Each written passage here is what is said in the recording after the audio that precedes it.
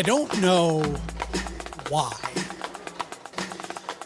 I'm not as fascinated with the sky as everybody else. I think the ground is difficult enough, but hey, we're going to talk about it. I have some thoughts about some drones.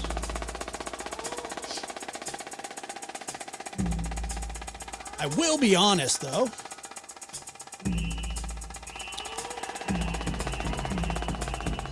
Any guy that I've ever met that has a drone, like a personal drone, is weird. I'm not saying they're bad people. I'm not saying that they're, I'm not saying that. I'm just saying that they're strange. I used to be on a guy's show all the time. Guy had a drone. I have no idea. Why? Why did he have a drone? He didn't need one. Guys with drones are weird. Mary Hartman, good to see you. And I was going to announce that Mary did contact me yesterday, or maybe the day before.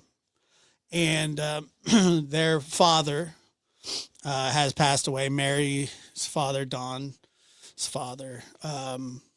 So prayers up for her family. Very sorry. And I hope that your mother is doing well. I know this had been going on quite a while. So yes.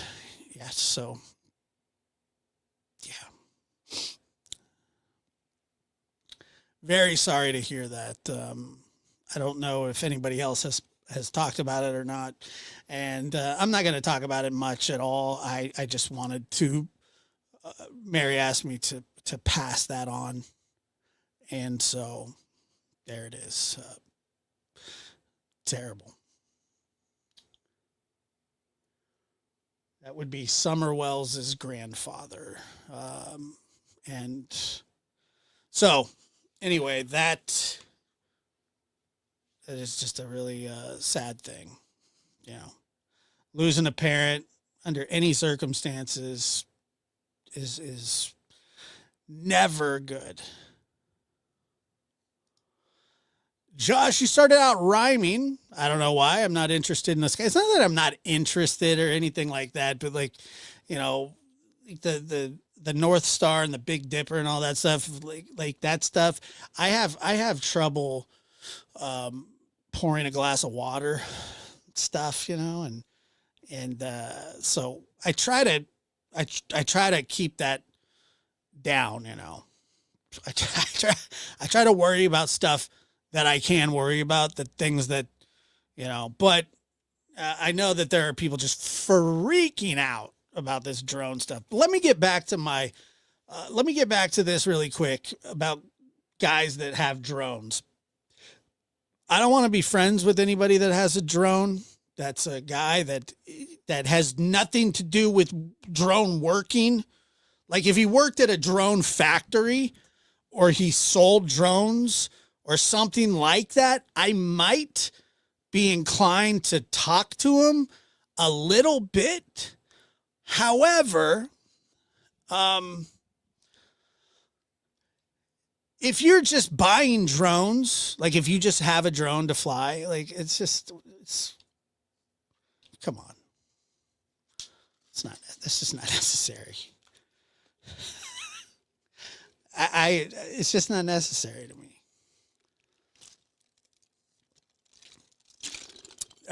This guy that I used to do a show with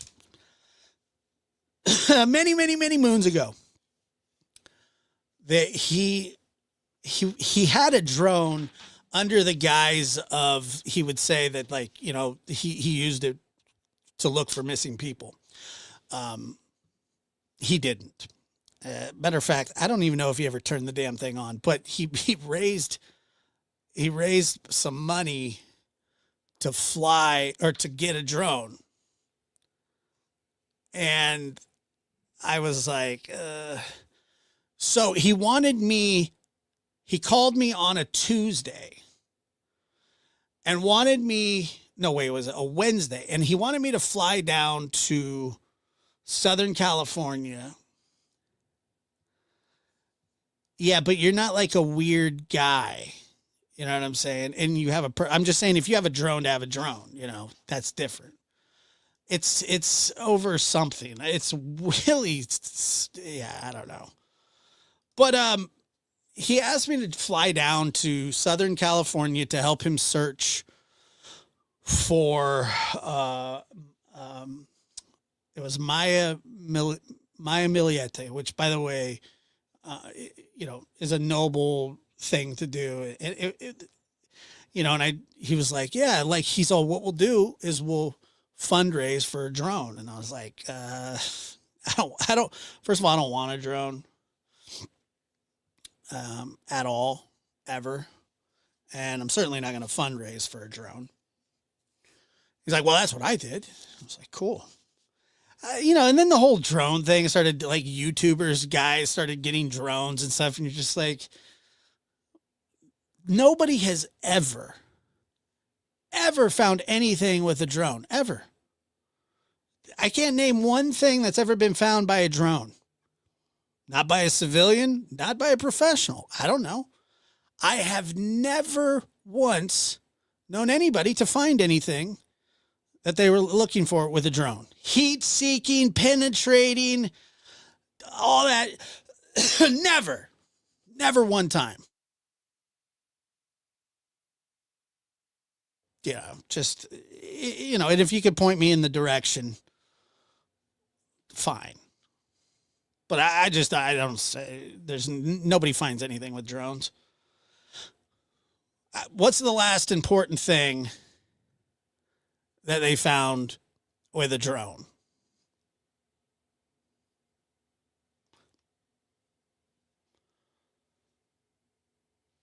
Like what?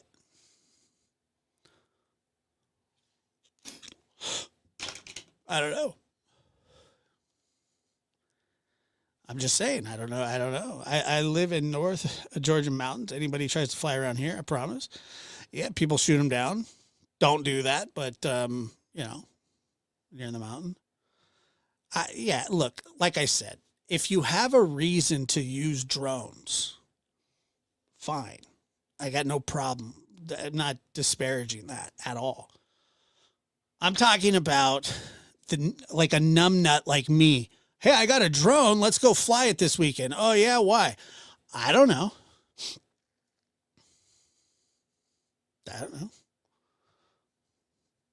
Couldn't tell you.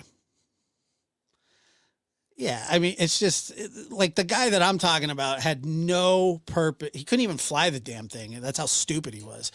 And, but, I don't know. I'm not a drone type of guy. That being said, what do I think that these drones are? Now, I'm going to show you something here. I don't think they're aliens, but I would think that would be actually worth paying attention to.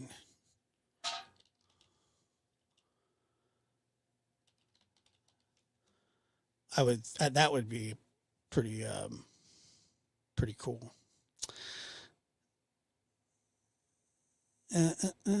But there's a company in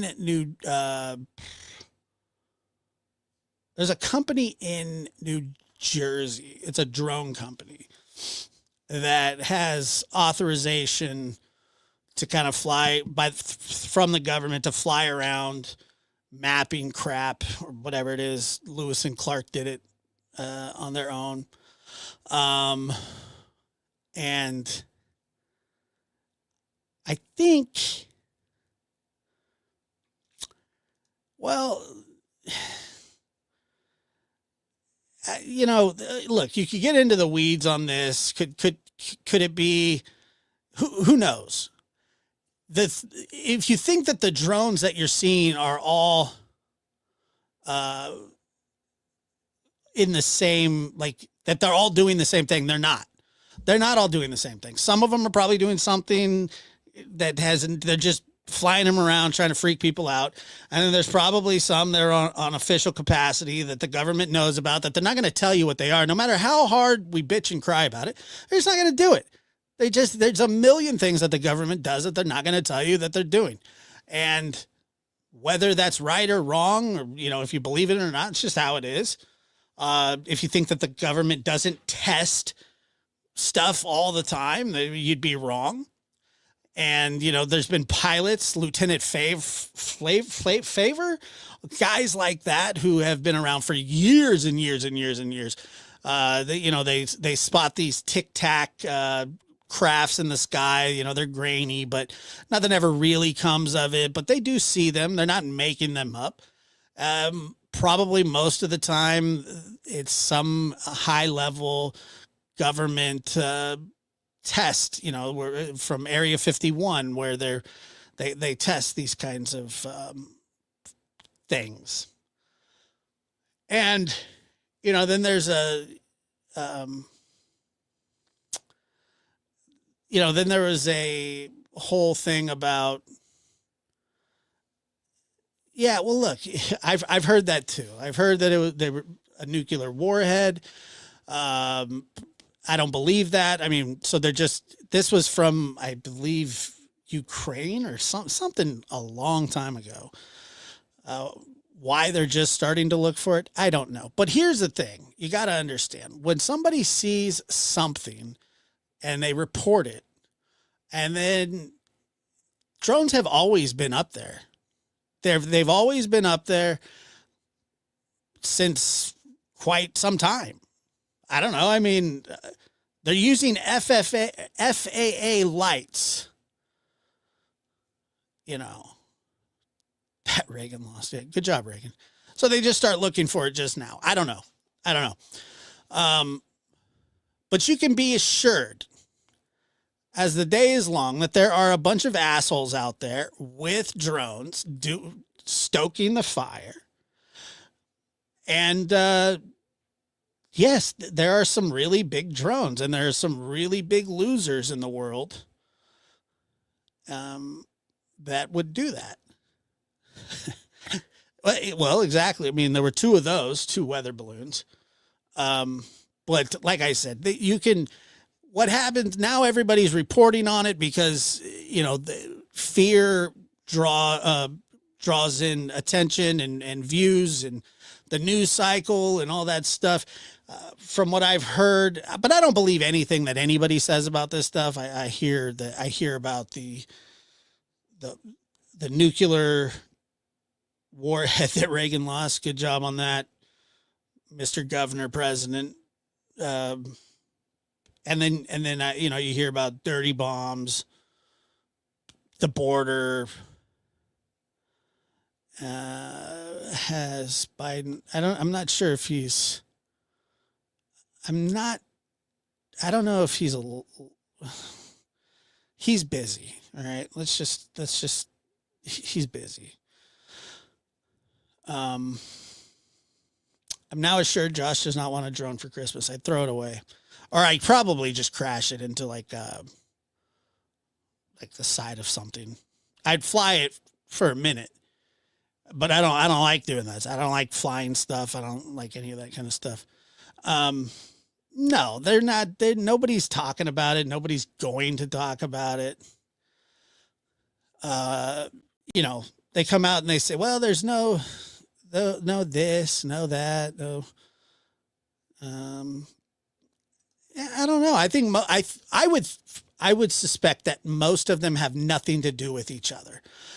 And by the way, and let's see here, I did get that. Rosie, I got your messenger, and I have seen these air shows. I was watching, I think it was America's Got Talent or whatever it is. Is that what I don't know. But there was these guys that they had like 1,000 drones that they flew at the same time. And it was actually really cool, but they're drones. So I don't really like them that much. Let's see. Happy 20 months, Josh, and happy holidays to you. Thank you. I agree. But yes, I have. Have you seen the drone light shows for festivals or super elaborate like fireworks displays? Yeah, of course. But I did see it on I think it was America's Got Talent. And it was interesting. But I don't think I think what it is that it's something that's being played up in the media, that maybe there is something suspicious out there that they're doing. I don't think it's aliens. It's probably the government doing something they don't want you to know about, which, by the way, is not uncommon, whether you like it or not. They got all kinds of secrets. They don't answer questions. You want to sit there and bitch and cry about Area 51. They're going to tell you to go kick yourself in the apple bag. They don't care. That's just how it is. So I don't think that it's like this big coordinated thing. I think that there's a bunch of losers that fly them, that enjoy flying them, and they're not breaking any laws. You can fly a drone. I know they did shut down the Air Force Base. That's good. Or the airport, which is not good. But like, that's the thing. If these drones are flying over restricted airspace, then by all means, they should be shot down, or I don't know. What do you do with a drone? What do they do? What do you do? Shoot a net over it or something? What is it? I don't know what you do. Shoot it down. Those things, some of them are huge. Somebody said there was one as big as a bus. I don't believe that. And if you could probably be pretty sure if there is a drone out there that's as big as a bus, it's probably government related. But I think that most of them are just jerk offs flying them everywhere. Now you're seeing, we see drones over, there's drones over Phoenix. Remember the Phoenix lights? Anybody ever remember the Phoenix lights? Anybody remember that one? The Phoenix lights were a huge deal. They said they were weather balloons. Yeah, friggin' right. You really think that? I love aliens. I hope they're out there. I really, really do. That way we don't have to listen to this crap anymore. Sorry. Tiger got out of the cage. I got a little angry. And nobody would know more about drones than the captain of the Enterprise. You know what I'm saying? Drones. Since when are people concerned about drones? I don't know. I'm not that concerned. I got other things to worry about. Josh, if the aliens came to abduct you, would you go with them? No. God, no. I don't even like airplanes. I would never, ever, ever go with that stranger danger to the max. I see them. I see lights all the time. Like there's like lights outside right now, I'm sure.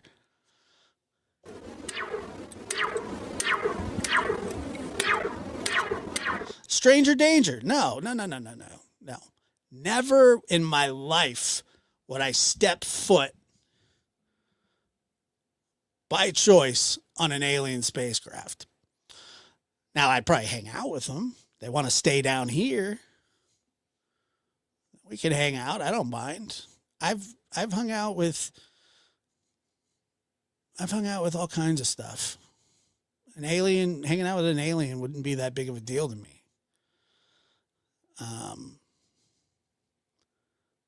Now being abducted by one, that would suck. I would interview an alien. Yeah. But I think aliens would probably be a little more advanced if they'd somehow decided to fly all the way over here and they turned on, like they're like, oh, we're getting some interference here, Captain, leader, sir, thing. What is it? And they're like, oh, it's a YouTube channel. And then they turn it on and be like, you mother effer, blah, blah, blah, blah. I hate you. Yeah. And they were like, turn around at once. And then they'd fly to the next galaxy far, far away from us. So no alien is going to invade us. What is their form of communication? There's this thing on the what they call the internet. What is the internet? It's the very primal thing that we used to use 150 million years ago, sir. Okay, turn it on. And then you'd be like, yeah, what's up? Do y'all want to talk about some bullshit? And then they'd flip the channel and then it'd be like, hey, everybody, what's going on? Make sure to donate to this. And then they'd turn it, and then it'd be like, then they'd show up at another channel. And Dolphin would be laughing, and then friggin', then they'd be like, who's this B-Tim bitch? He needs to be abducted, and we need to figure out, because I think he's one of us, and all that kind of stuff. And then they would just, like I said, they would turn around and take off. Gone. With the wind. Just out of there.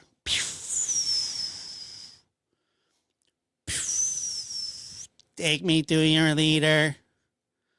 Oh, So I think that I'm personally, in my own record book, I am ruling out aliens. That's it. That's all I'm saying. That's it. I mean, if you turned on YouTube and you heard this. That's what I would do. Me too. Right, Captain Ganja? Who knows with these weirdos? Yeah. So I got Josh mad at me, it looks like, Mr. Josh. Oh gosh, yeah.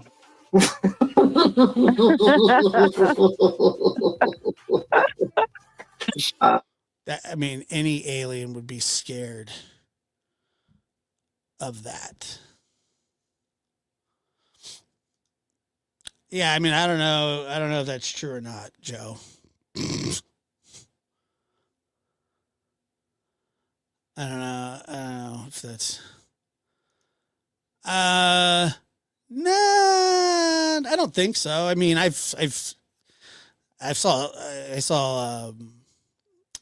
live next to Coast Guard, like the Coast Guard base, and they're always flying weird stuff. There's always just weird crap flying everywhere.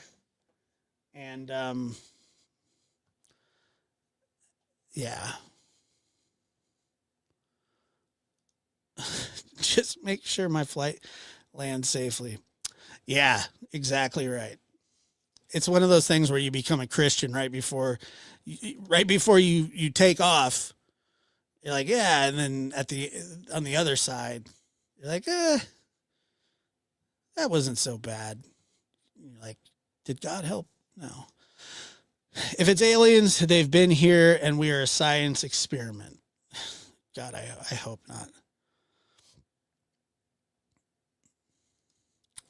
Skinwalker Ranch. Yeah, I don't know.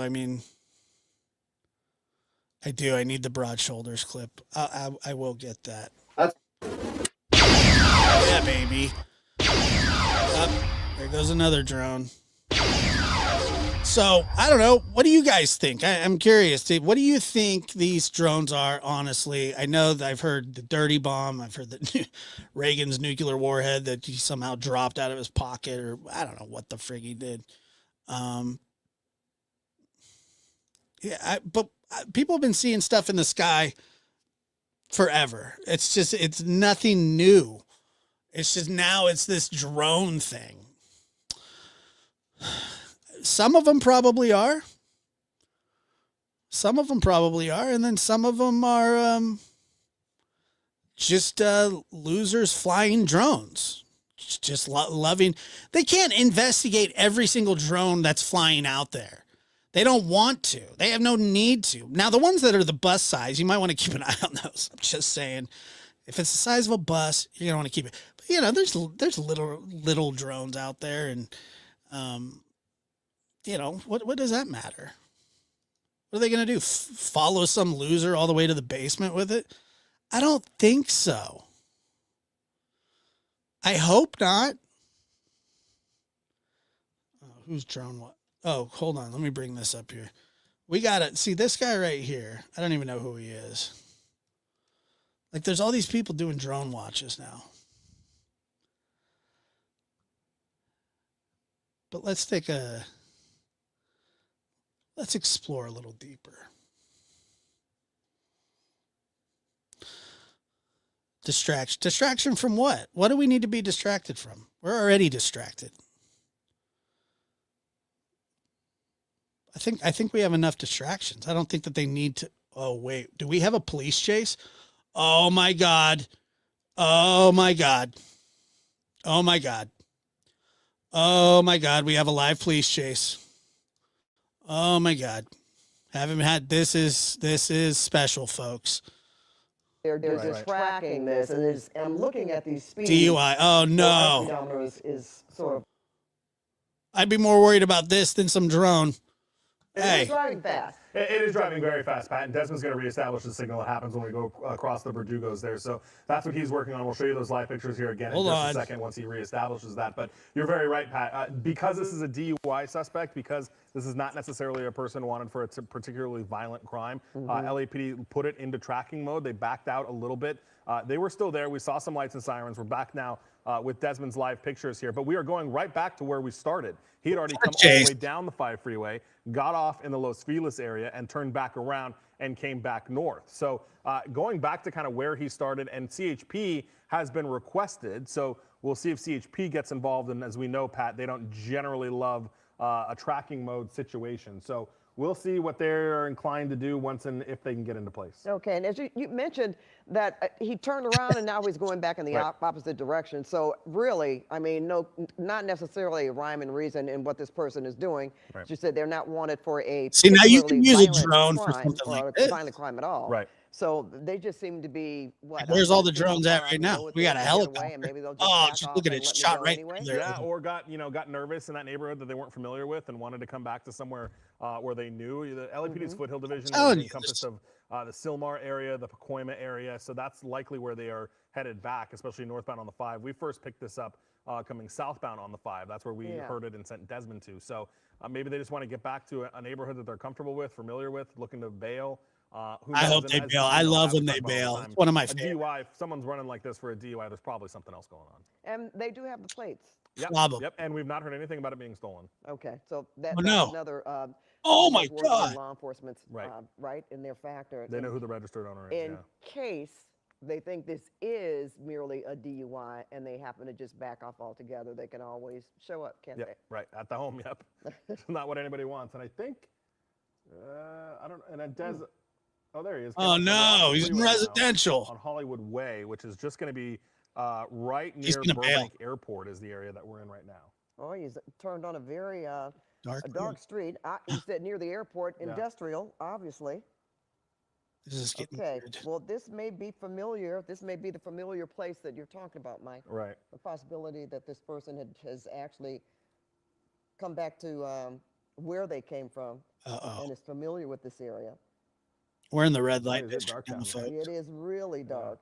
So the LAPD helicopter is still in the air tracking this, and we don't want Desmond to zoom out because we don't want to lose the car, especially when there's no light on it. I can hear Des now. Yeah, through an alley. Des, do you just out the window? Do you see any LAPD? Do I remember the wig? It was one of the greatest police chases of all time. Looking out the window here, not at the moment, but boy, in this alley, driving pretty fast. I agree. They're really going 60 miles an hour down this tiny alley right here. Really, really crazy. Looks like they might have the sunroof open as well. Nice. And now out onto Lanark Street. So yeah, awfully dark. The sunroof is there's open. a spotlight now. So are they getting ready to re-engage? I mean, they might be, getting worried that the suspect's getting ready to get out and run, which is why they might have just flashed their spotlight on. We're bailing. Are we bailing? Clue the authorities to their exact location. just kind of zigging and zagging I around love these little this. streets, but God, I haven't had a probably not a live coincidence that we just demonstration. happen to get off the freeway at Hollywood Way if this is Let's where go, they're baby. wanting to get out and run, ditch the car, whatever. But right through the stop signs there, fortunately, not too many people out here now at this late Everybody hour, get off the but just street. They really, need to really warn dark everybody. streets. Guy's And you know mad. what? Just zigging and zagging all over the place. Sorry about No, go that. ahead. You know, Des, I was going to say, and this is almost like a playbook when they make these kinds of moves. Sometimes they realize Like a that they don't Chrysler have law 300. enforcement right behind them, so they can ditch the car, Whoa, possibly really close. make a run for it because they don't see anybody right behind them.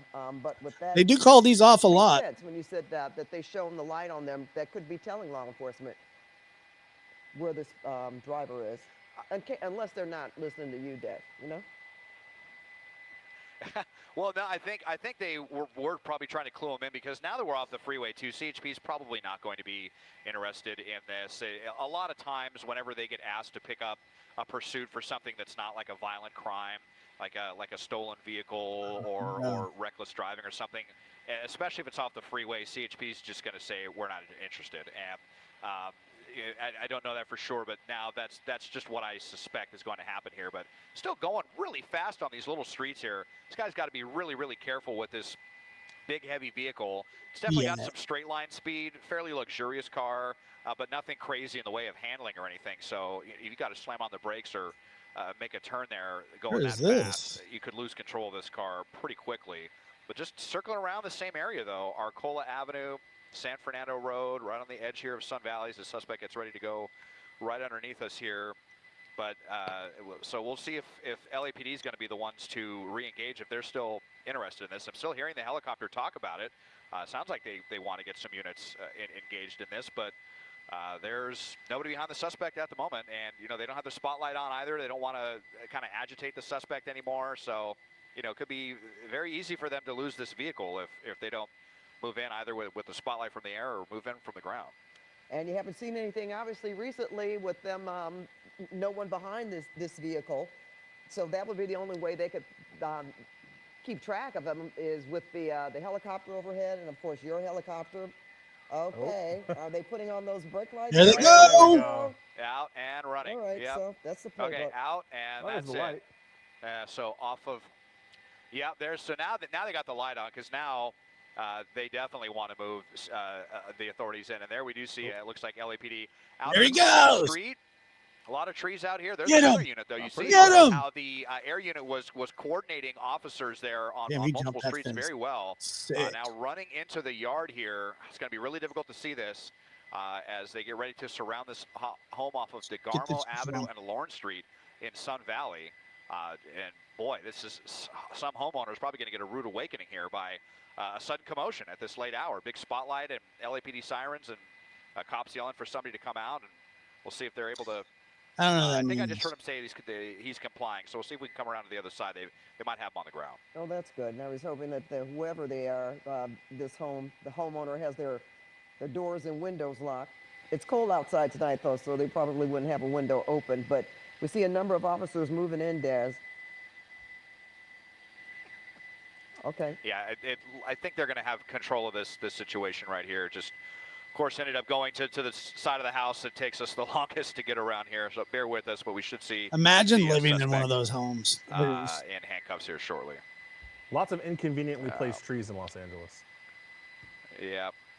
Well, he was running better than he was driving. DeGarmo that's and true. But he was running almost as fast as he was driving because he was pretty quick getting out of that vehicle. And I do have to say, this is one of the times where we don't often necessarily see tracking mode work so well. Those officers were still very much in place to be able to jump in as soon as this guy got out and ran. I don't think that happened, guys. You think they just knew that with the chopper overhead, they were going to stick around? You know, maybe out of sight, but still in the area. Yeah, I think it also helps that the guy was going in circles. He wasn't really leaving the neighborhood very much. Right. So that gave those officers, you know, he wasn't doing 120 miles an hour away from him. They were able to kind of saturate the area a little bit. And look at that. You already got a whole team of officers. I was going to say, yeah. Quite a bit. They don't have them. They're looking for them. Okay. Yeah, really good coordination from officers on this one here. They just call the code 4 all clear, so they're in handcuffs down there somewhere in the darkness under the trees. Really? Don't have them at the moment here, but sounds like this one is finished. Well, that's one way to get over a hangover for driving under the influence suspect. All right, thank you so much, Desmond. All right, let's move on. All right, suspect in custody. That's great. Awesome. At least nobody got hurt. Let's see here. Yeah, he'll probably be out on bail tonight. Probably something. I'm sure. All clear. Give me a second.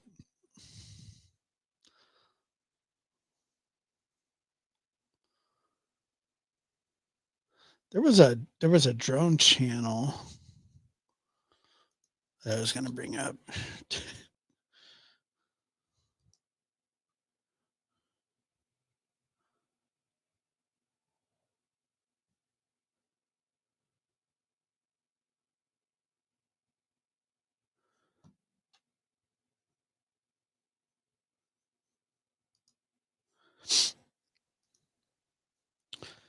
Yeah, I was a little worried there that they were going to smash into somebody. That would have been just the worst. And he get no, not really. It's not got pictures of anything.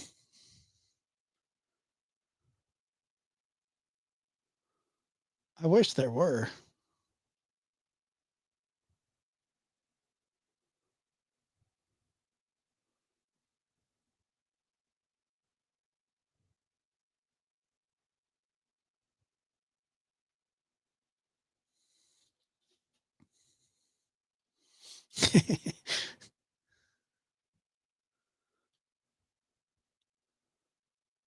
See here. Da, da, da. There we go. There we go. This is the one that I was watching earlier.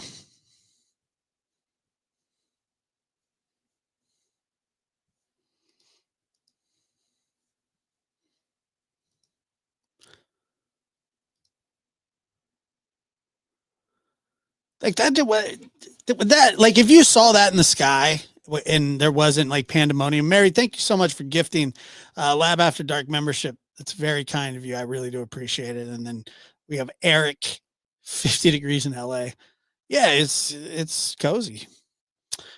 I mean, if there wasn't this this crazy crap going on, would that set off any alarms with anybody right there?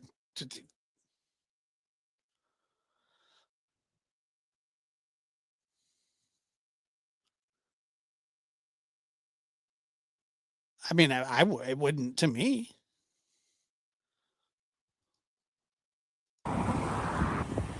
This is disgusting. Yeah, it would be like normal. But because everybody's so hyper focused on it now, every single light in the city that you see, everybody's going to be like, it's a draw. They're looking for a 30 bomb. Ah!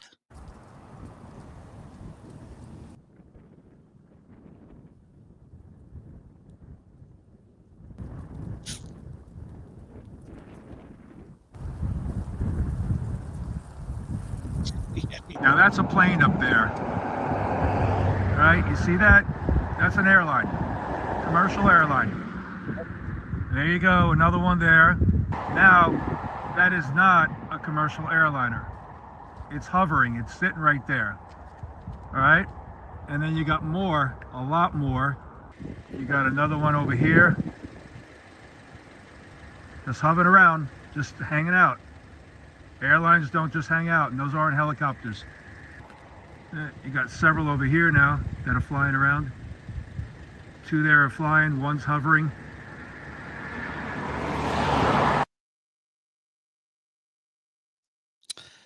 Yeah, nobody in the government seems to be concerned, and I don't know if it's because they don't want to address it.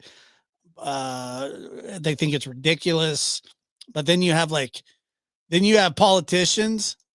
There's politicians out there going, we're tired of being lied to, because they want, they want people to be,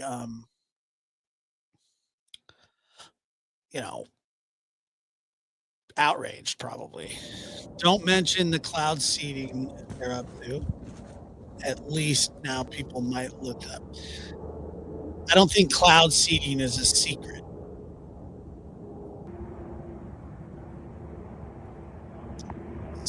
I think that's been done since the 60s.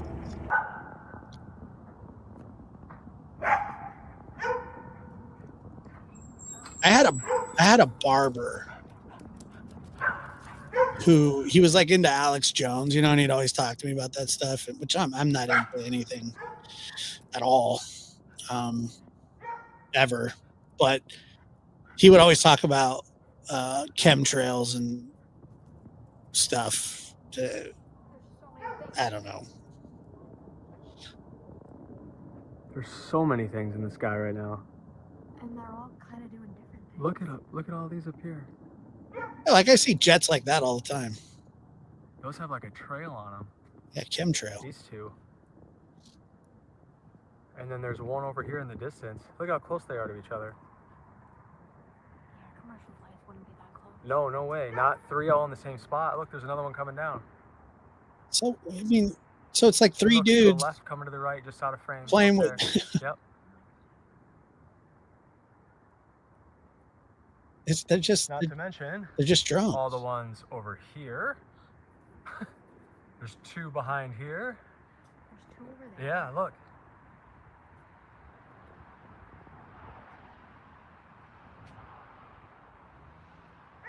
There's another one up here.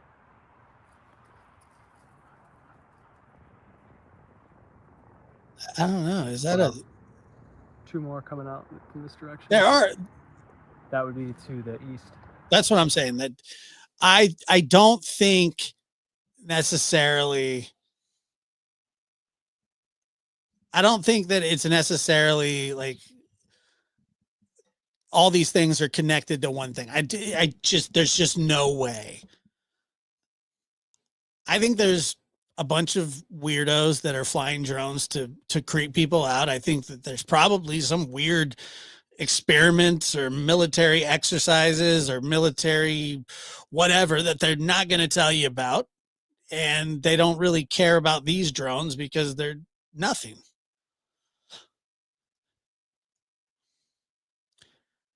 Yeah. Yes. Of course they do. And however many more are back here that I have. I don't believe them either. So two more straight above us. Look how fast those are moving. You can fly dozens and dozens of drones with one remote. You can hook up dozens of them and you can fly them all different ways. In a row. One. This is right above my house. 2, 3, 4.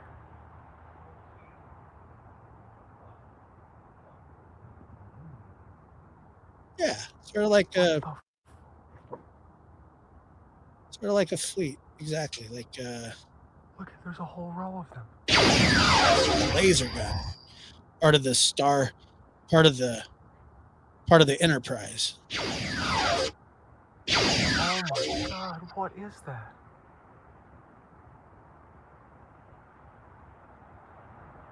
It's a drone, dumbass. Don't tell Dr. Gary I said that. He scolded me the other night. He says that I can find good in people if I look. I don't believe him. Oh, this is bad. This doesn't feel good, guys.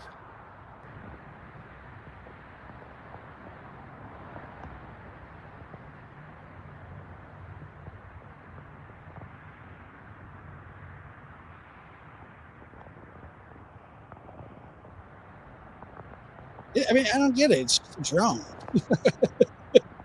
Stupid.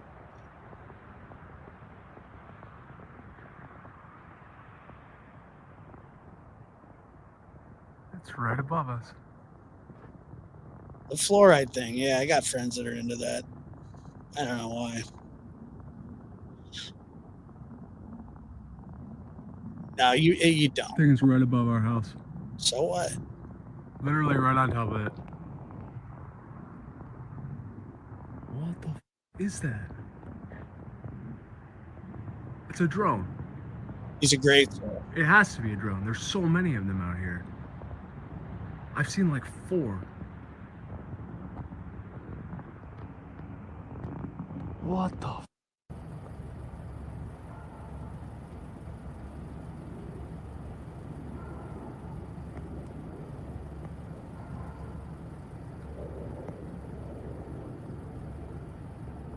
Yeah, I don't know. I'm sure I've told this story before, but when my sister was diagnosed with like scoliosis around like 10 or 11, and so we would have to go to San Francisco every 6 months, and it was the worst because my grandpa would book this hotel near the Travel Lodge, or not near near the Golden Gate Bridge. It was a Travel Lodge, and the Air Force was doing flying. They did flying exercises over the bay and near Alcatraz, and specifically right where we were. And they would fly these friggin' jets over the hotel we were there for like 2 days. So like in the middle of the day, the entire hotel would start shaking. And I remember my grandma was like pissed, and she was like, "Did you know about this?" And he was like, "Yeah, I got a good deal." You got a good deal. That's great. Thanks, Grandpa. We all appreciated it. It was just like, it was unbelievable.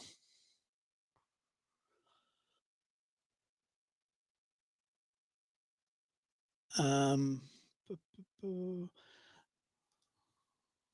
how many of these there are. But there's 3 here, 1 up here, Like another one up here, I see stuff like that all the time. another one back behind this tree in this direction. I think every person that's God, watching what this is right that? now has seen something just like this. Like, what is that? What was that? It's just a blurry picture of a light. Come on. Show me. You know, that's got FAA lights on it.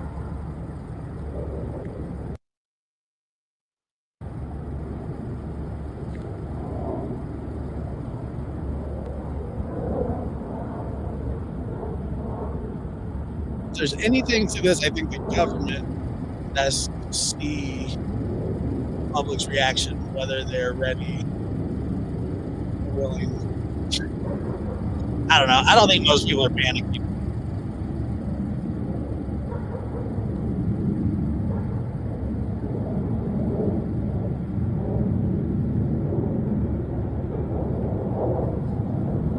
Yeah, I can hear it.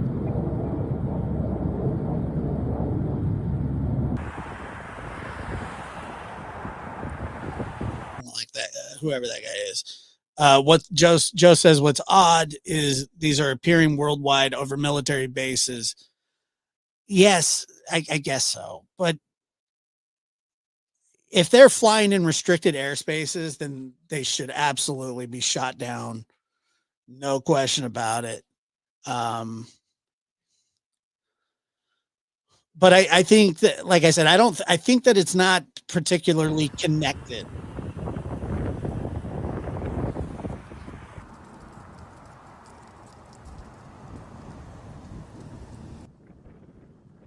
I think they've seen, somebody said that there's been over 5,000 reports to the FBI about strange aircraft, and they said that like fewer than 100 needed to be. Now that's a plane up there. Right? You see that? That's an airline. Commercial airline. There you go, another one there. Now, that is not a commercial airliner. It's hovering, it's sitting right there. All right? And then you got more, a lot more. You got another one over here. Just hovering around, just hanging out. Chilling. Airlines don't just hang out, and those aren't helicopters. You got several over here now that are flying around. Oh, what? 2 there are flying, 1's hovering.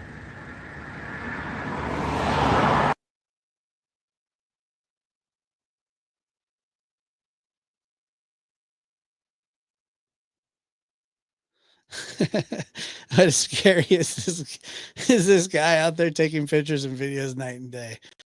Some people are really into it, man. I'm telling you.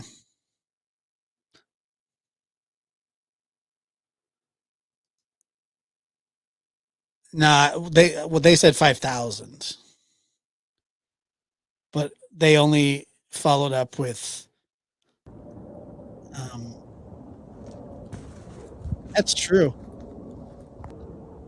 Oh, that was the other day I saw that the United States Postal Service said that there was a you only had a specific date. Like your kid had to get in their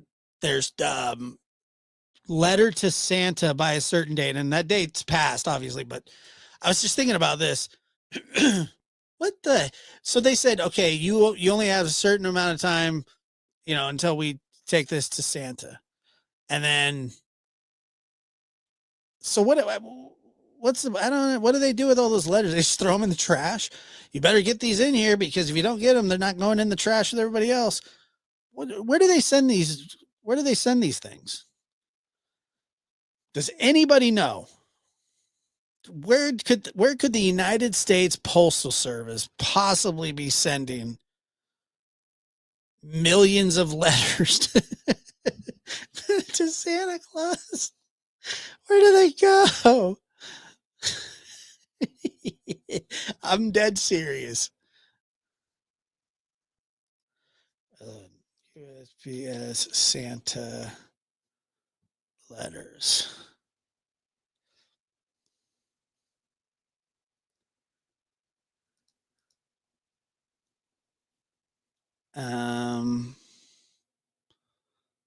Because they're definitely not sending it to that address, are they? I don't know if you can email Santa or not. I've never tried.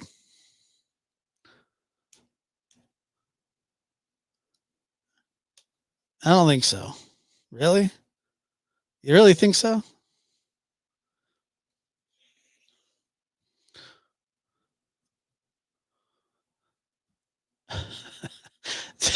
I was just thinking about this the other day. What do they do with those letters?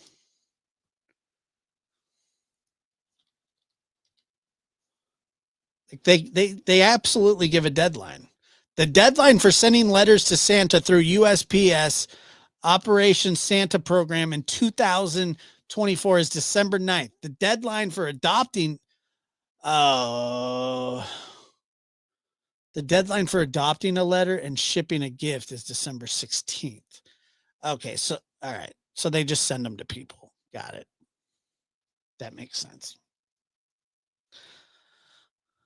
They send them to people. There, okay. I was a little concerned there. They're just like throwing these letters in the trash. All right, so that's actually a cool program. I think I'm going to sign up for that next year. Look through. Oh, you can read letters. Really?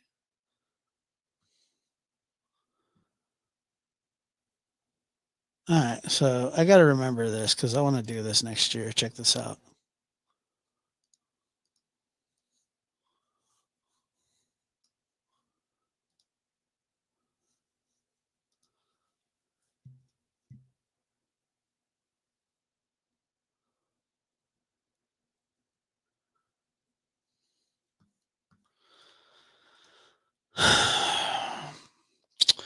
You have no idea what those are, but you keep parroting the mainstream drone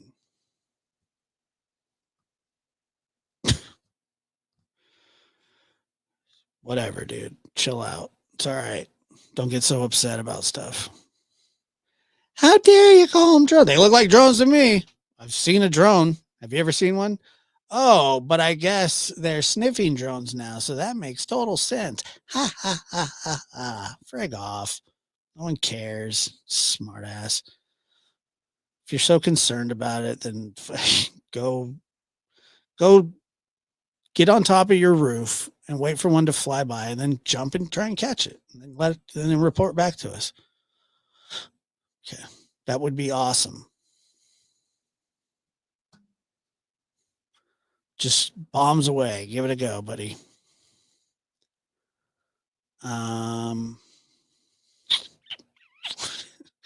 People are just like,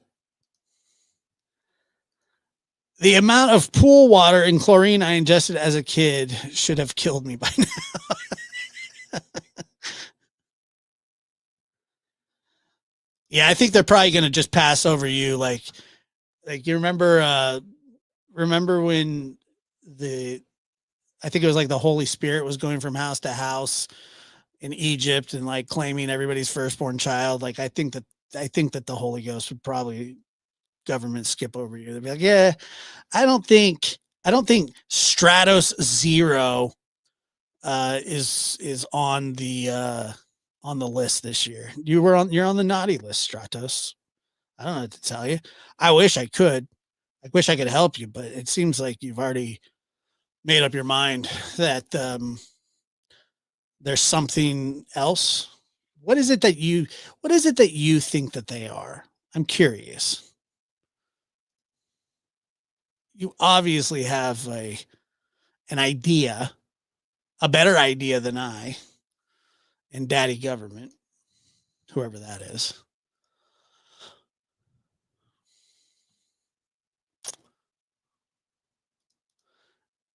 I'm sure that that's on the horizon.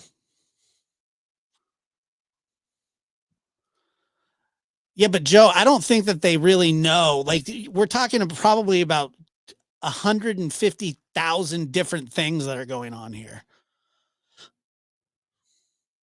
I mean, I don't think that they can't account for all of these because people have drones all over the place. Not according to Stratos Zero or whatever his name is. I don't know what he thinks. I'm a bad citizen. I disobey my government overlords. I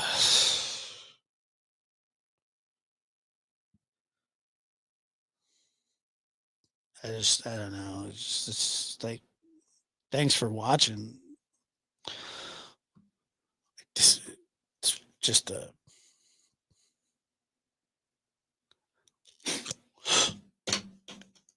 I think this guy's flying his own drones and reporting them. Yeah, I think there's a bunch of different things going on. They can't just say one thing. Yeah, some of them are, but they're not all like that. They're not all that big.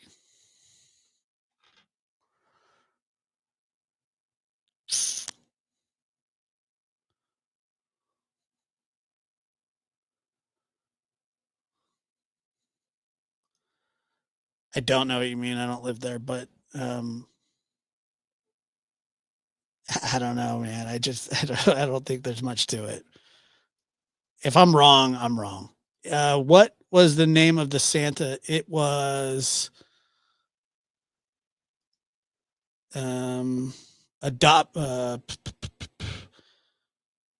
Operation Santa Program, USPS.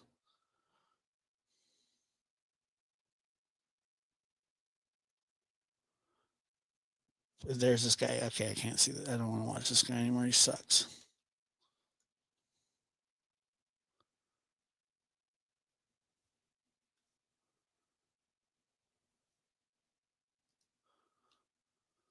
What does this say? For a series of mysterious drone sightings. The Biden administration is saying it is probing the sightings, but from mystery, these drones are now becoming a national security issue. Lawmakers from Biden's party also want clear answers from the White House. The Trump team has proposed an Iron Dome to protect American skies from the drone menace. Here's a report. Take a look.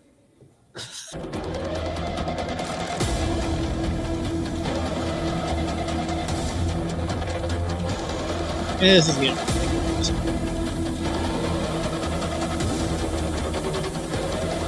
I remember. That would be awesome too. It's not a bird. It's not a plane. It's a drone. And it's causing alarm across America. From the mystery, it's now turned into a growing frustration among Americans.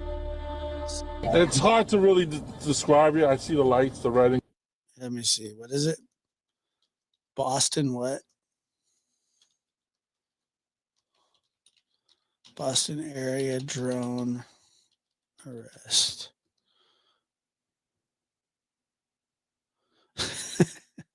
Yeah, that makes sense. Hazardous drone operation leads to 2 arrests in Boston.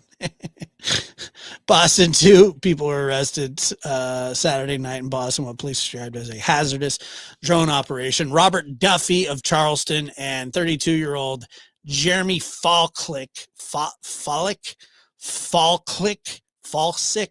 of Bridgewater were arrested on Long Island and Boston Harbor. Both men are charged with trespassing. Additional fines or charges could be added. According to the Boston police, an officer spotted an unmanned aircraft system flying close to Logan Airport.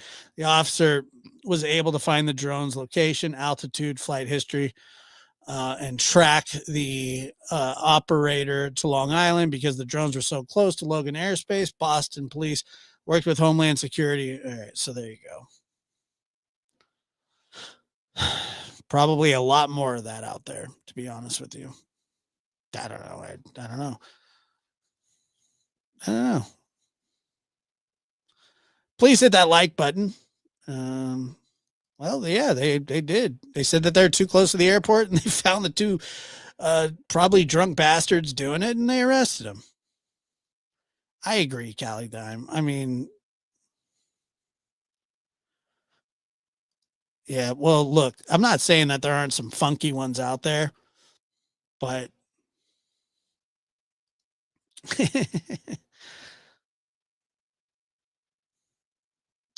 yeah, I heard that too. Yeah, but it's going to be probably the same exact thing. There are people out there now doing this intentionally. I promise you that's a lot of that is going on. They get glee out of this. They think it's funny, you know.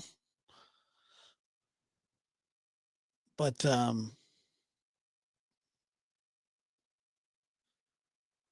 oof. That's a good one. Home Alone 2 is probably my favorite. I think that that's my favorite. I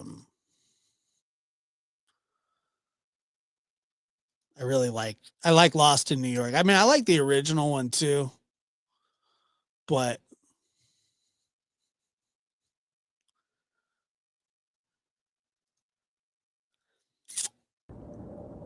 I'm a big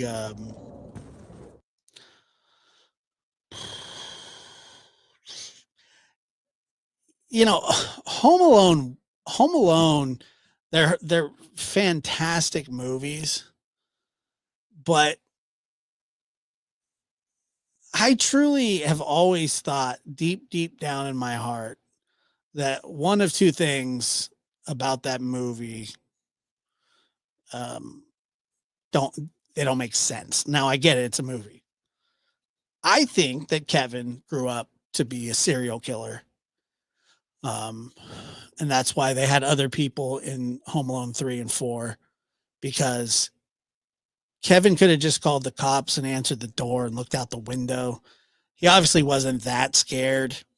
Like when the cops came to get Kevin, you know, the knock on the door and he's like hiding under the bed like a little bitch. And then all of a sudden he's got BB guns and, you know, blow torches and hot irons and, you know, just all kinds, you know, tarantulas and booby trapping, you know.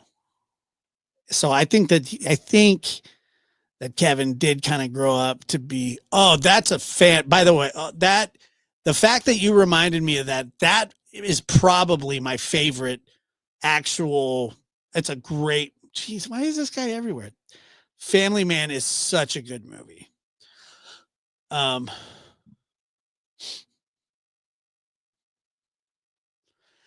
I think. Well, here's what I think. This is just my theory, is that, and I think the timing kind of works. But I think that Kevin McAllister really grew up to be Dexter. That's just my theory. They kind of look alike. You know, he goes back to Florida. He did, because he missed the vacation in Florida. And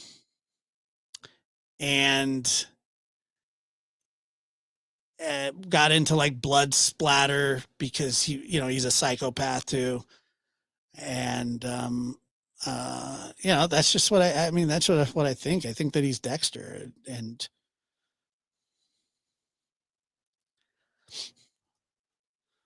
it is my favorite movie. I really do like that movie a lot.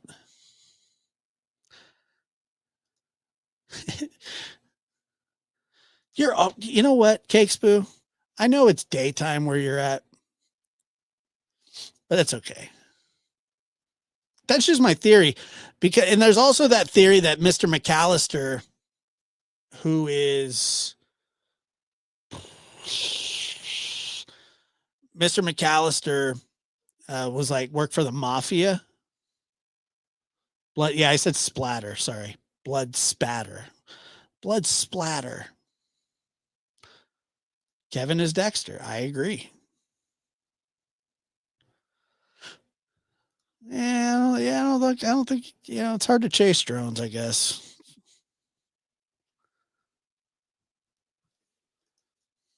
I did read about what did Mr.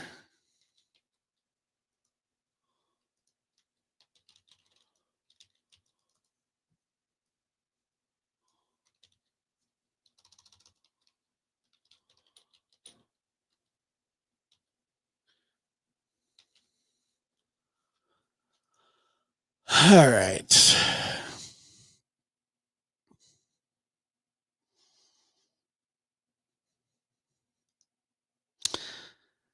So it says here that what did Mr. McAllister do for a living? The dad, Peter McAllister, is a prominent businessman or maybe even a day trader, while the mom is a fashion designer. But so there's also addresses the dark, which explains all the mannequins in the house, because they did have a lot of mannequins in the house. If you remember the mannequins, that was creepy too. This also addresses the dark Home Alone fan theories, which claim that Kevin's dad, Peter, might be a mobster or a mob lawyer. Yeah, I think so.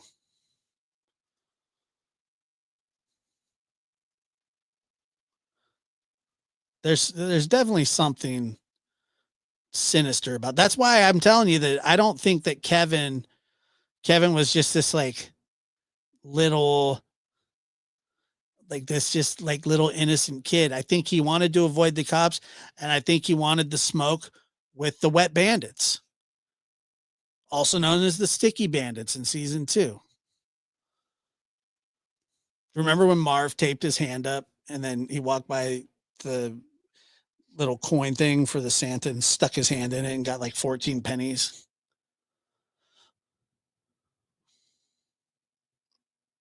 Yeah, exactly. That's what it is. So anyway, that's what I think. Like, look at him. Telling me that guy with the slick back, like he looks like John Gotti. And they're from Chicago too, aren't they? I'm telling you, dude. They're from Chicago. He looks like Gotti. Kevin's a serial killer. Mom wanted to leave him behind. You don't accidentally leave a kid behind twice. I don't care who you are. Once, yeah, maybe. Twice, I think the second one, the dad sent Kevin out to for a hit. Like he released his son on the city and knew that the newly named Sticky Bandits were out there. And sure enough, he got them jammed up. And Kevin was ready to kill him because that's what he does. Kevin's a cold-blooded killer. Anybody that would shoot a man in the nuts with a BB gun through a dog door?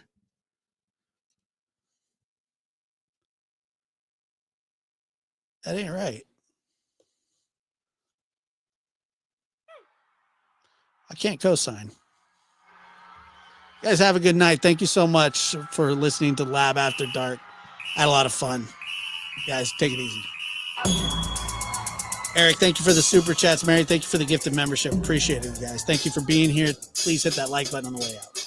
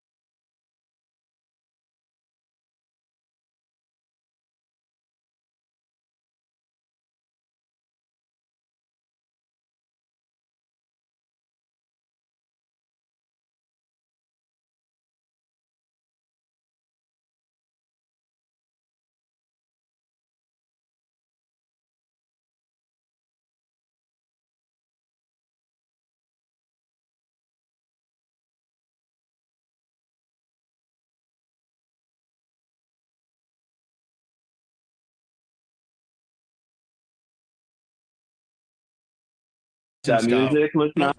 Don't say any F's and stuff. Yeah. Don't say any F's and stuff. Okay. I mean, you can. It's fine. I'll just edit it out. I'll just put the bleep in there. You know what I mean? I try not to. Yeah, you do. You do pretty good. You're a bit. You like to cuss sometimes, though. Oh yeah, I've been known to cuss. I've been known to cuss. Yes, you have. Yes, you have. But that's okay. You know, they say that it's like they say.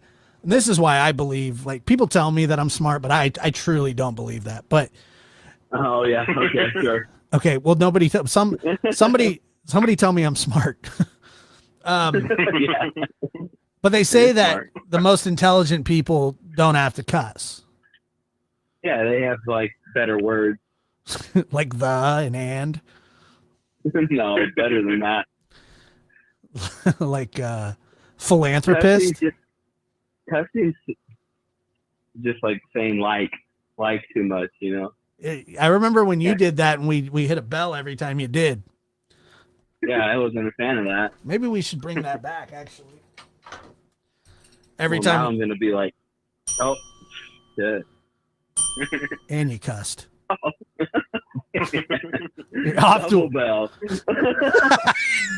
Off to a roar. Back to back. Off to a roaring start, my friend. As per usual. I don't even know what to say anymore. What did I do there? I don't know. You're just you. That deserves a bell, wouldn't you say, Peyton? Yeah, I think so. Your whole life deserves a bell. I saw that. Good or bad? I saw a story of your dog on Instagram. Yeah. And I replied to it. Say, the coffee cup said something like, "I'm only speaking to my dog," and I responded to her by saying, "Well, at least you have two dogs." I'm well aware. I got a screenshot while I was at work. It was really uplifting. Oh, she sent you a screenshot of it? It's like that? Yeah, it was like laughing faces, so I think she was laughing with you. Yeah. Yeah, I've like for some reason I can't help myself but like to make fun of you sometimes. This is well established. It's been a common theme for what, like I don't know, 30 years? No, well, you're only 30. No, I'm 31, so yeah. Okay, so about 30 years. Yeah, that makes sense. We'd always call you fat and tell you your diaper was too small for you. Well, it wasn't untrue. Actually, I was kind of a fat baby, and then I got like skinny, and then I got fat again, and I think I'm like in the middle now. Chris used to pants you at wearing a diaper, and I would say that's not pantsing. You're just pulling his diaper down. It's not cool. He's like, dude, you want to go pants Lucas? And I'm like, not really. Unless I was wearing a diaper for too long, which is probably the case. Yeah. Yeah. But like nothing will ever compare to when he, for some, you know, and I'll put it in nice terms, convinced you that putting Icy Hot on your nether regions would turn you into a man. Yeah. And then I don't think he said that. No, but I'm saying it. I'm saying it nice for the audience. Yeah, I didn't. What? I didn't hear what you said. I said that he told me that it would make it bigger. It just completely broke up, and I'm so glad that it did. Why didn't you just let me do it the way that I did it? Because why'd you have to say? I don't know. Like, why'd you have to say? I feel like it's a better reason. What? So what was the reason?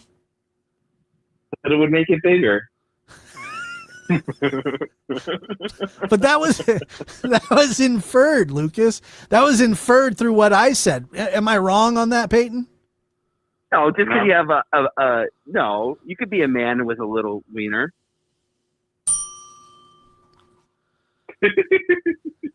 I understand that. But what I said was the nether regions because it would make you more of a man because you were a little kid. Oh, I don't know. So I'm inferring that Yes, that's what was inferred. You didn't have to say make it bigger. but I you wanted did to clarify. There's nothing to clarify because all of it was like made up. It was fake. It doesn't even matter. He got you to put Icy Hot on your balls and you screamed like a cat caught in a fan belt. And then he told you that it would be better if you used hot water to wash it off. And I don't know I don't know at any age where that makes any sense at all. And he hung up. He's not even on the line anymore. Unreal. I just hang up. What? What? Oh my God, dude. Unreal. We're off to a riveting start, folks. Absolutely riveting. Hello. Hey, I didn't hang up because I was upset. I had a headphone malfunction. Why would you be upset?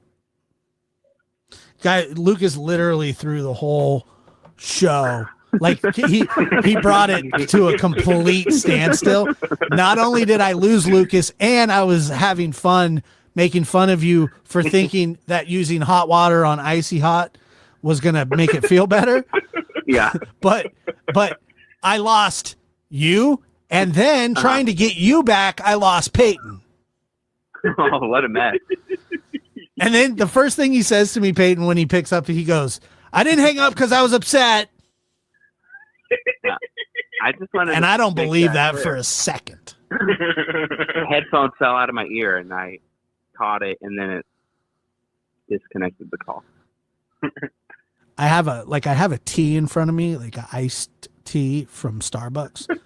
And I think that there's a fly in it. Black tea? Yeah. I think that there's a fly in it, but like it's under the ice, so I can't tell. And I've been swirling it around for like the last 30 minutes trying to like look and taking drinks intermittently as I look for the fly. Oh, that's a hard one. I think you've already drank it. Well, I want the fly out of there, but it doesn't really matter I don't even know if it's in there because it's like one of those really big ones. What do they call that? The Trienta. Yeah. I have no clue what you're talking about. That's the size, the Venti, the Santa Maria, and the Nina.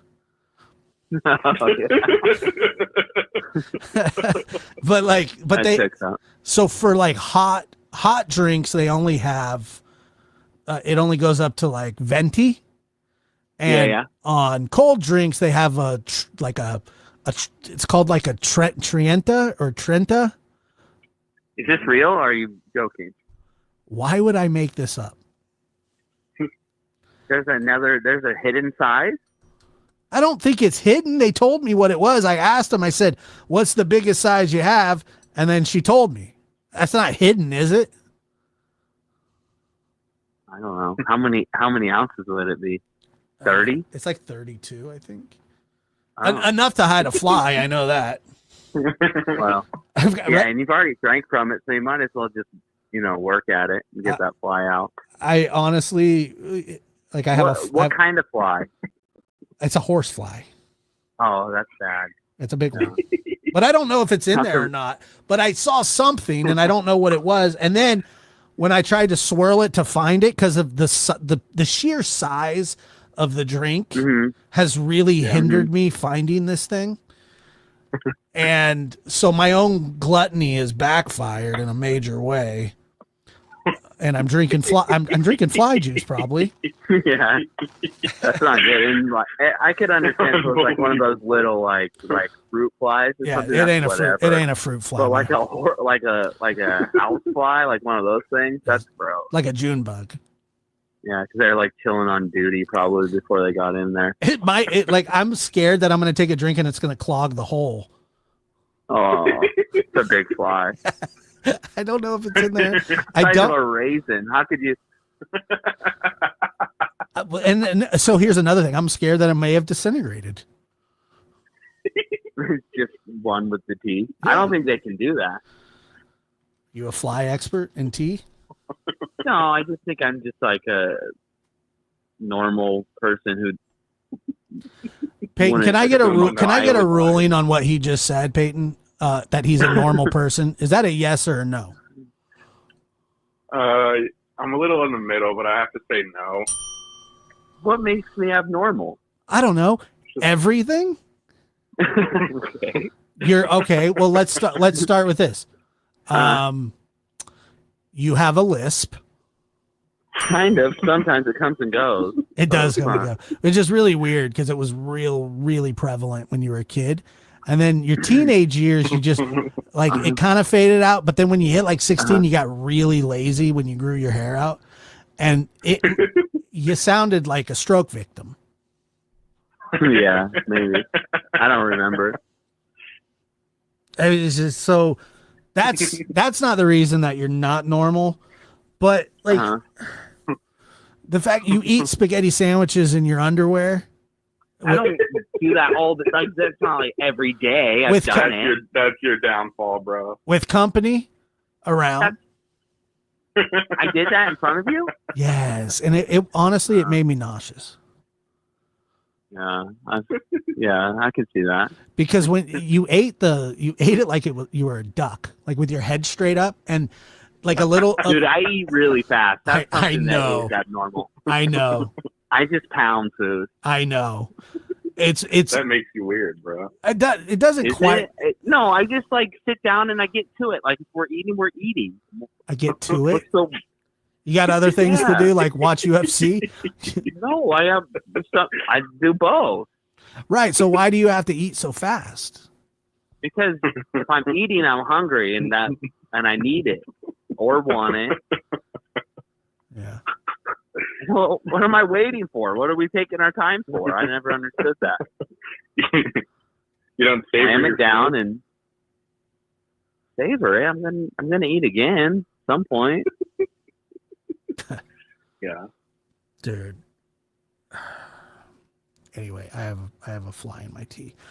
All right, here. So let's listen to the armless Florida man accused of stabbing tourists. Mm-hmm. A homeless Florida man with no arms has been arrested for stabbing a tourist with scissors using his feet, police say. Wow. Jonathan Dale Crenshaw, a homeless artist. That's what it says, a homeless artist. A homeless artist from. What does that mean? I don't know. A homeless artist from South Beach, Florida, was arrested Tuesday and charged with aggravated battery after he allegedly stabbed Cesar Coronado, a visiting tourist from Chicago.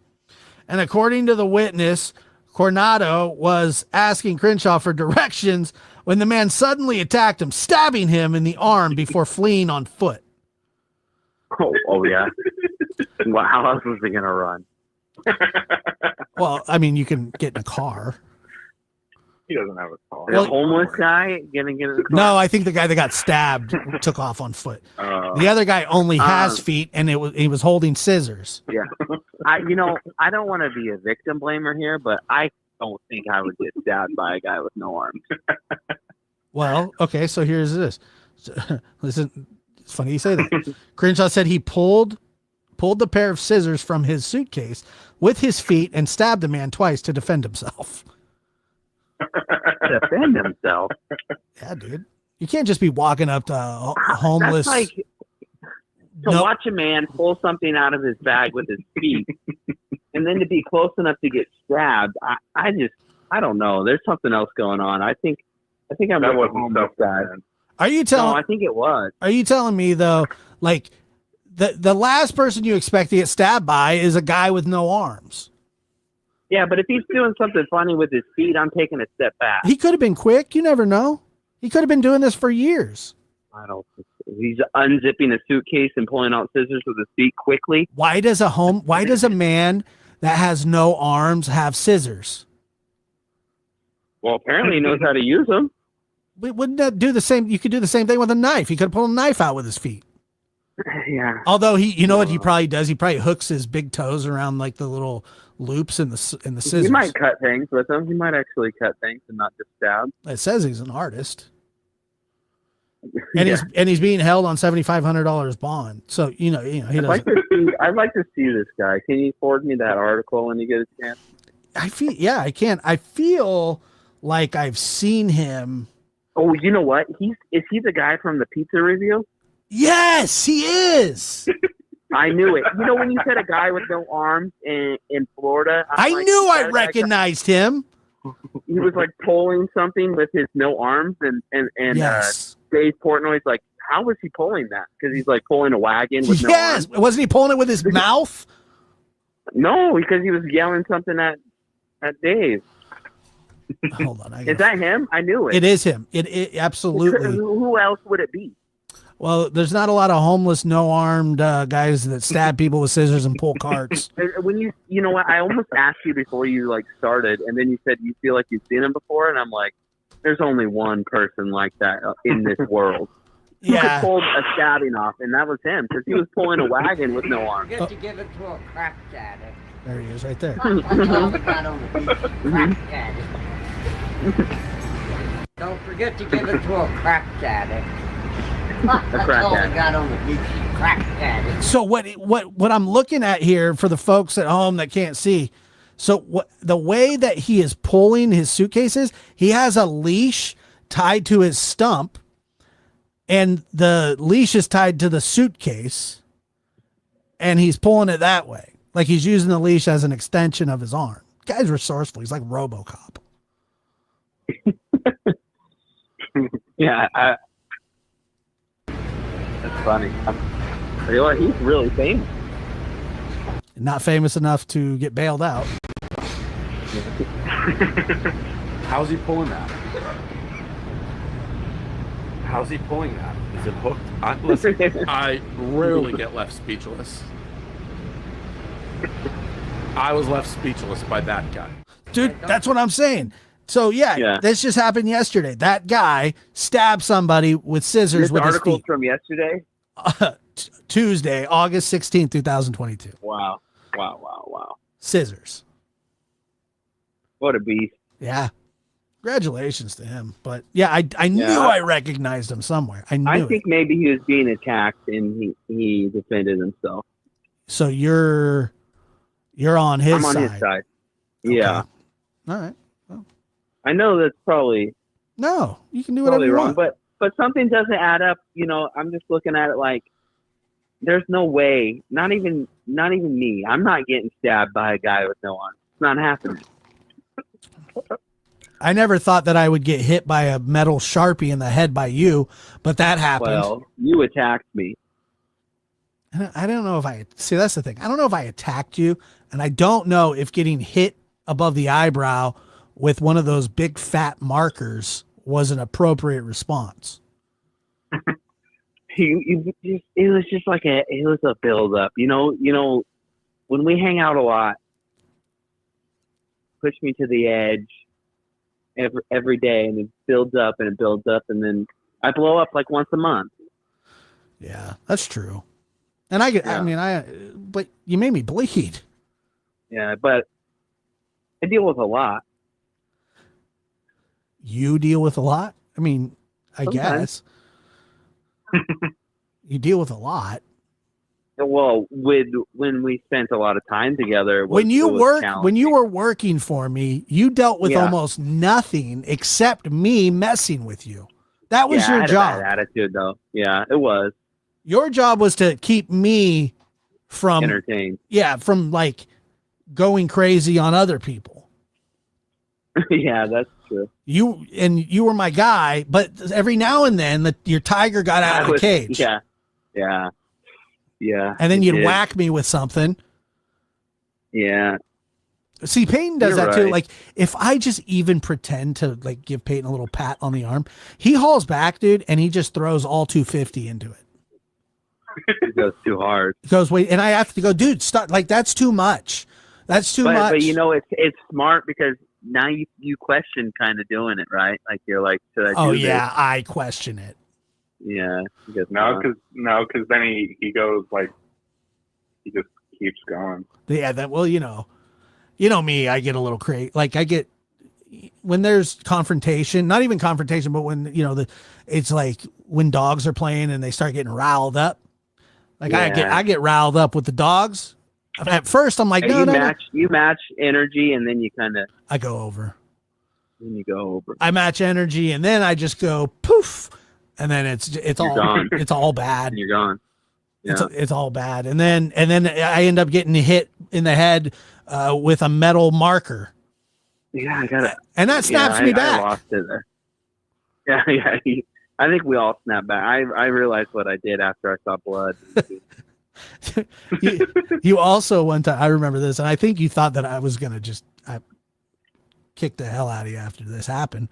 But I was like hiking my pants up, and you came up behind me with a racquetball. And you bounced it right between my legs, and it came up and it hit me in the no-nos. It was perfect. And I remember I fell against a shelf, knocked all that off. Then I fell over, and I just see you. I looked up on the camera, and I see you running, like full speed out of like towards the office. He was like in a full sprint while I'm on the ground because he knew that like if I hadn't completely gone down, that if it wasn't a direct hit, I was in trouble. I was going to come back and I was going to choke him. Yeah. With something like an object, like a little league belt. Yeah. Or like one of those exercise resistance bands or something. What was going to happen was you were going to end up like flat on your chest on the floor with that wrapped around your neck. Oh, come on. I don't know about all that. Remember the time I sent you flying over the I think they were ice chests. Remember that? Yeah, I do. Yeah. I got a little buck there. I went through a really weird like stage in my early 30s and my early 20s and all of my teens and all of my 20s and most of my 30s, I guess. So of like I just love to roughhouse. Yeah, when 3 o'clock hit, I tried to like keep my distance and find work in the warehouse or something. Yeah, kind of explain that a little bit to Peyton because I don't think he really realizes the extent. It was like clockwork. I don't know what it was. Just 3 o'clock hit. So I mean, set the scene. We're working at a job. You come flying out of the office, and I knew you had this crazy look in your eyes, and it was time for me to go. Because why? Not sure. No, but like the stuff that I would do, I would just like, I don't know. I wanted to, especially at 3 o'clock, I really wanted to mess with you. And it was just like for a good way for you to pass like the final couple hours of work. Yeah, it really relieved a lot of stress in my life. At 5 o'clock, you were done messing with me. I was done. I was ready to go. But I also used to kick the bathroom door in nonstop. On you. Yeah. God. Yeah. Door never got fixed. I busted that. I don't know how many. I busted that lock probably. I would take little paint keys. You know what my favorite thing is? You broke it breaking in on me so much that you were the one who always got walked in on by outside people. Yeah, the taco truck that was in the parking lot. It came back to bite you. Yeah, it did come back to bite me because all you had to do was like push it open. People stopped turning the knob. Yeah. The knob would stay locked and you could just push it open. And there was probably, honestly, and it was only by the female workers. Yeah, only. And I don't know why, but it was embarrassing. One time I was sitting there reading the newspaper, drinking a Mountain Dew.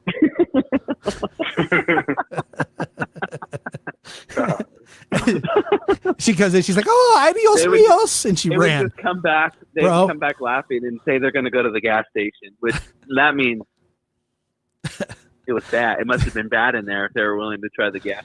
The worst part was like probably for like a week after that, they would never make eye contact or say hi to me. They'd just giggle. Yeah, And I would just look around, but like, I don't see what's so funny. That's like, but yeah, she'd come in, she'd go, adios meals, and she'd take off running. I'd be like, whatever, dude. I felt really bad about doing that. It wasn't on purpose. It was really just to mess with you only. But, you know, who knows? Things happen. Florida man, you'll love this one.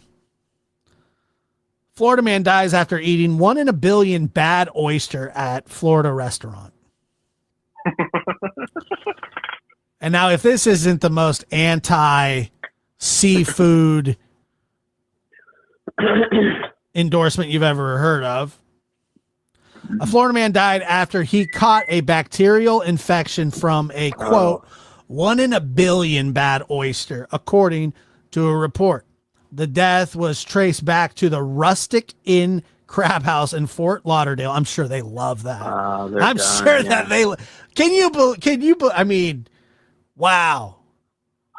Yeah, So, what do you? so not only does this man die, Who do you blame? The restaurant or the oyster supplier? the restaurant. Well, it's 1 in a billion, so that's like, Those odds are not good.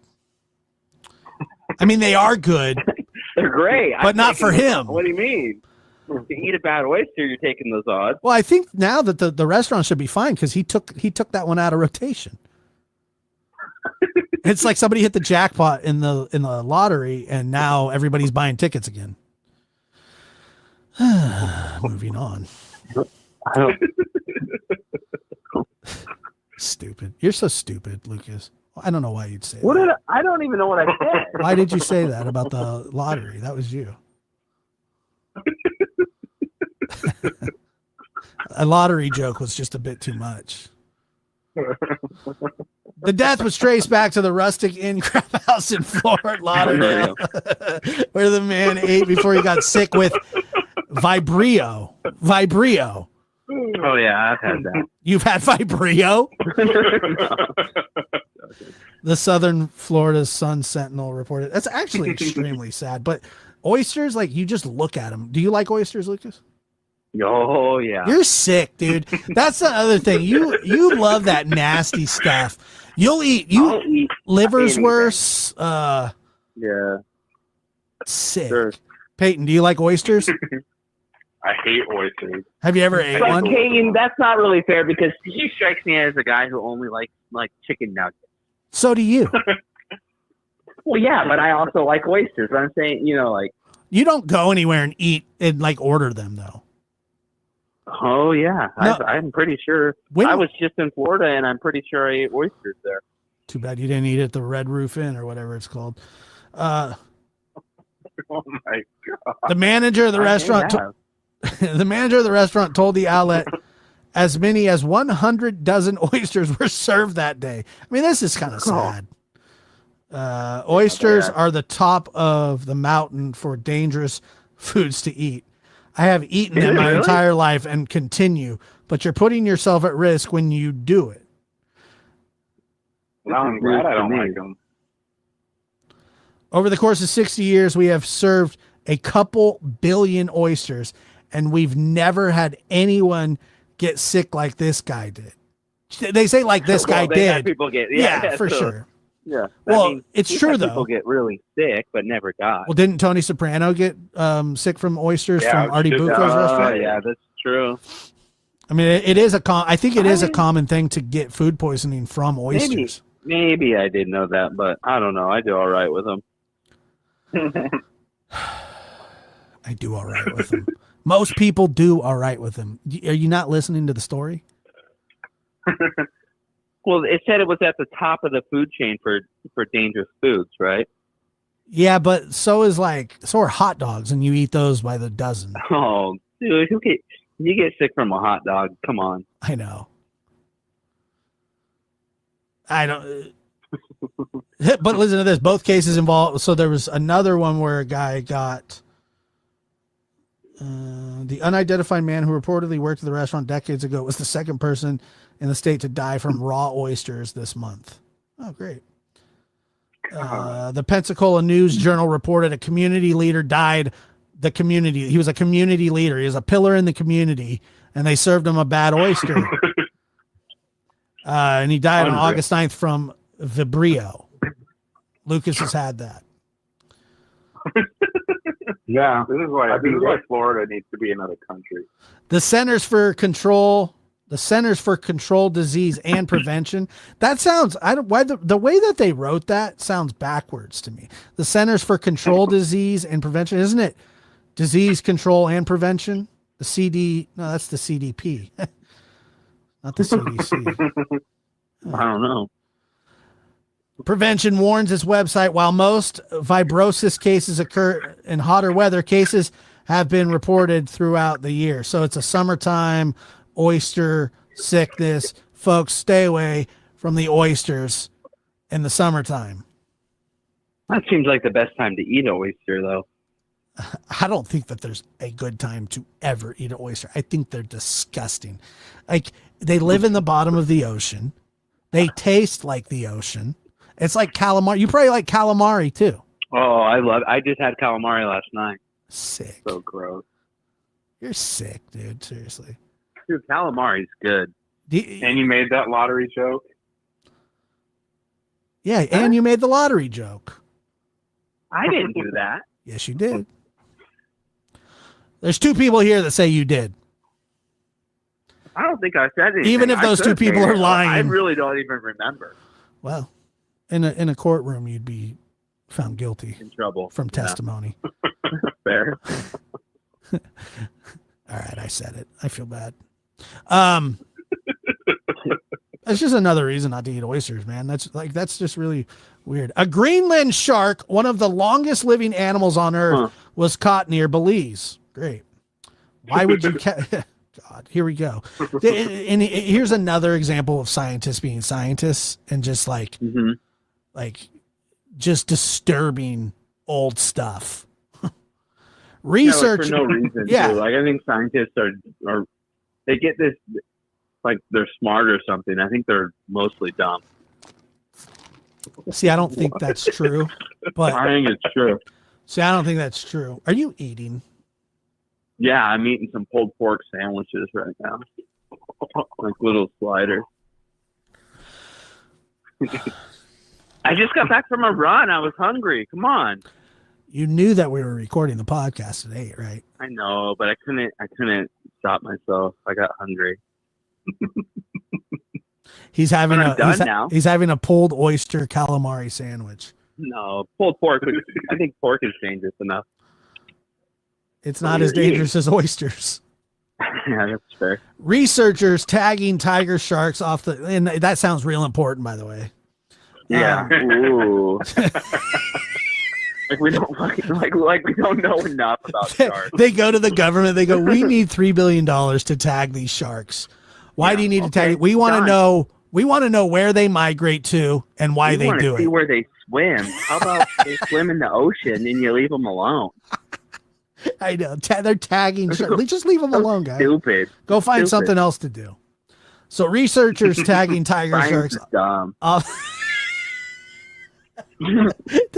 are you?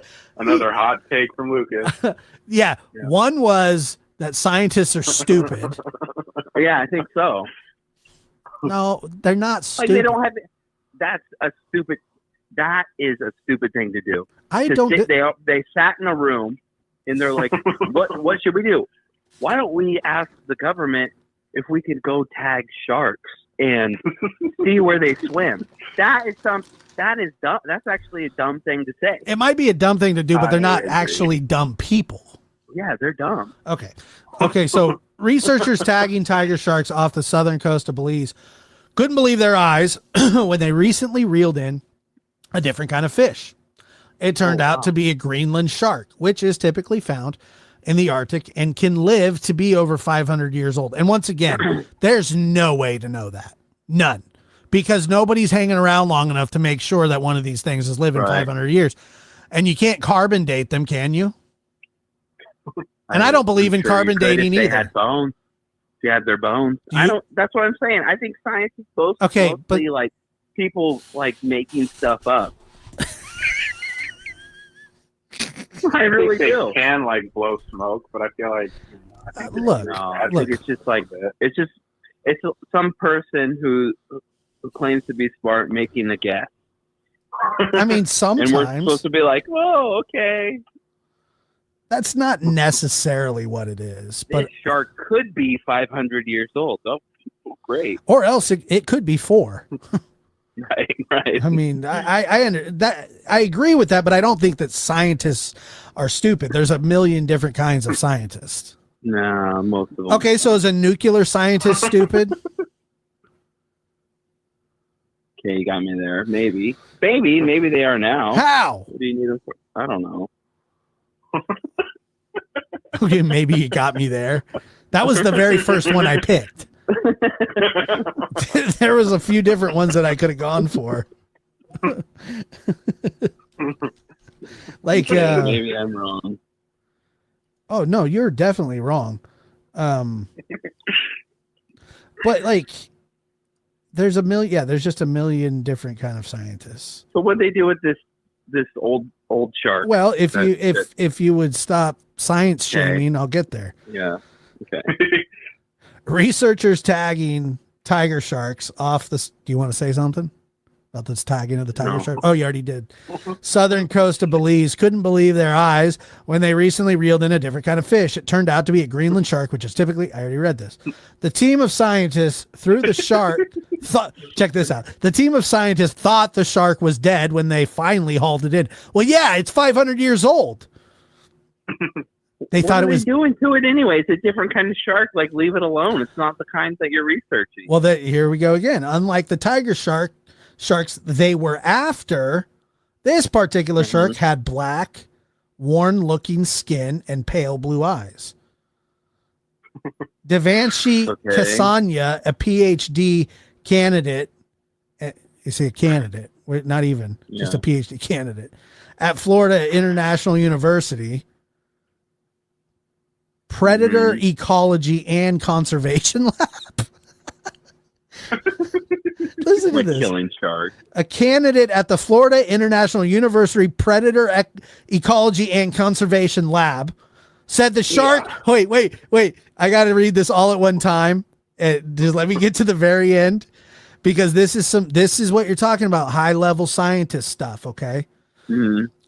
Devanshi Kasanya, a PhD candidate at the Florida International University Predator Ecology and Conservation Lab, said the shark looked, quote, really, really old, unquote. Oh